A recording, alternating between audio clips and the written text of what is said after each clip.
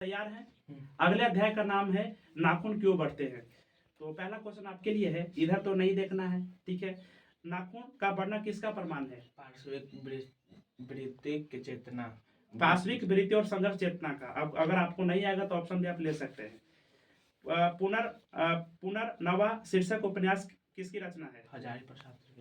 हजारी प्रसाद द्विवेदी। क्या है? द्विवेदी। नाखून क्यों बढ़ते हैं शीर्षक पाठ साहित्य की कौन विद्या है? ललित निबंध। गौड़ देश के लिए क्या पसंद करते थे गौड़ देश के लोग? बड़े बड़े नाखून। नाखून का बढ़ना मनुष्य की किस वृत्ति का परिणाम है? पार्श्विक वृत्ति। लेखक हजारी प्रसाद द्विवेदी ने दयनीय जीव किसे कहा है? नख को। सुनिएगा, अल्पज्ञ माँ को, अल्पज्ञ भाई को, अल्पज्ञ बहन को, अल्पज्ञ पिता को। अल्पज्ञ पिता।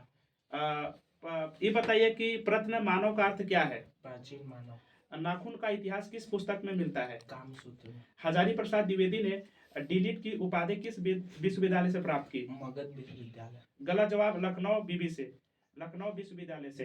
ये बताइए कहानी में चंद्रकार, त्रिकोण, दंतुल, वर्तुलाकार आकृतियों का संबंध मानव के किस अंग से है? नख से।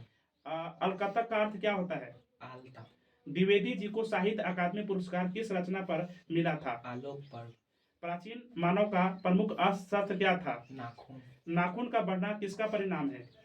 इच्छा का कि सफलता का कि मनुष्य के अंध सहजात वृत्ति का कि असफलता का? मनुष्य के अंध सहजात वृत्ति का। सब आगे बताइए। सब पुराने अच्छे नहीं होते और सब नए खराब नहीं होते, ऐसा किसने कहा? कालिदास। नकदर मनुष्य आज किस पर भरोसा कर रहा है? बंदूक पर, लाठी पर, सोहन के लोहे के विभिन्न हथियार पर कि एटम बम पर? मनोज की मनुष्यता यही है कि वह सबके दुख सुख को सहानुभूति के साथ देखता है। यह तथ्य किसका है? गौतम बुद्ध का। नाखून क्यों बढ़ते हैं कि निबंधकार कौन है? हजारी प्रसाद द्विवेदी। आचार्य हजारी प्रसाद द्विवेदी। त्रिवेदी जी दिमाग में कहाँ बैठ गए हैं? आचार्य हजारी प्रसाद द्विवेदी जी का साहित्य की किस विद्या में लेखन नहीं है? आलोचना, उपन्यास, निबंध की कहानी? कौन सी रचना हजारी प्रसाद द्विवेदी की नहीं है? माटी की मूर्ति। द्विवेदी जी ने निर्लज अपराधी किसे कहा है? नाखून को। कामसूत्र की किसकी रचना है? वात्स्यायन की। हाँ, वात्स्यायन की। शिक्षा का अर्थ क्या होता है? मोम। ओके। ये बताइए कि महाभारत क्या है? पुराण के गो है कुल? पुराण कितना है? ऑप्शन दे। 6 गो, 108 गो, 18 गो, 20 गो? 108। गलत जवाब। उपनिषद 108 है या पुराण 18 है। हजारी प्रसाद द्विवेदी द्वारा रचित पाठ क्या है? नाखून क्यों बढ़ते हैं। चलिए, हो गया, इनके लिए ताली। हम लोग अभी जो क्वेश्चन ऑब्जेक्टिव क्वेश्चन कर रहे हैं, नाखून क्यों बढ़ते हैं, इससे। अब आप है जो तैयार है? ओके, ऋषि तैयार है। तो बताइए, आपकी ललित निबंध है नाखून क्यों बढ़ते हैं। पुराने का मोह सब समय वांछनीय ही नहीं होता है, किस लेखक की पंक्ति है? प्राचीन काल में दक्षिण भारत के लोग कैसे नाखून रखते थे? छोटे छोटे। दधीची की हड्डी से क्या बना था? इंद्र का वज्र। आलोक पर्व शीर्षक निबंध संग्रह किनकी रचना है? हजारी प्रसाद द्विवेदी। हजारी प्रसाद द्विवेदी का जन्म कब हुआ था? 1907। हजारी प्रसाद द्विवेदी का जन्म कहाँ हुआ था? बलिया, उत्तर प्रदेश। कौन मनुष्य का आदर्श नहीं बन सकता? बंदरिया। देवताओं का राजा से किन्हें संबोधित किया जाता है? इंद्र। नख जो है किसका प्रतीक है? मानवता, पशुता का। हाँ। पृथ्वी राज रासो किनका संपादन है? हजारी प्रसाद द्विवेदी। हजारी प्रसाद द्विवेदी को कब पद्म भूषण की उपाधि से सम्मानित किया गया? 1957। अशोक के फूल किसकी रचना है? हजारी प्रसाद द्विवेदी। लेखक के अनुसार मनुष्य के नाखून किसके जीवन प्रतीक है?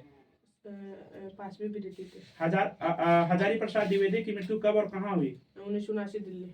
सहजात वृत्तियां किसे कहते हैं? अनजान स्मृतियां को। द्विवेदी जी से किसने पूछा था नाखून क्यों बढ़ते हैं? छोटी लड़की ने। नाखून क्यों बढ़ते हैं पाठ में बूढ़े ने सबसे बड़ी चीज किसे माना है? प्रेम।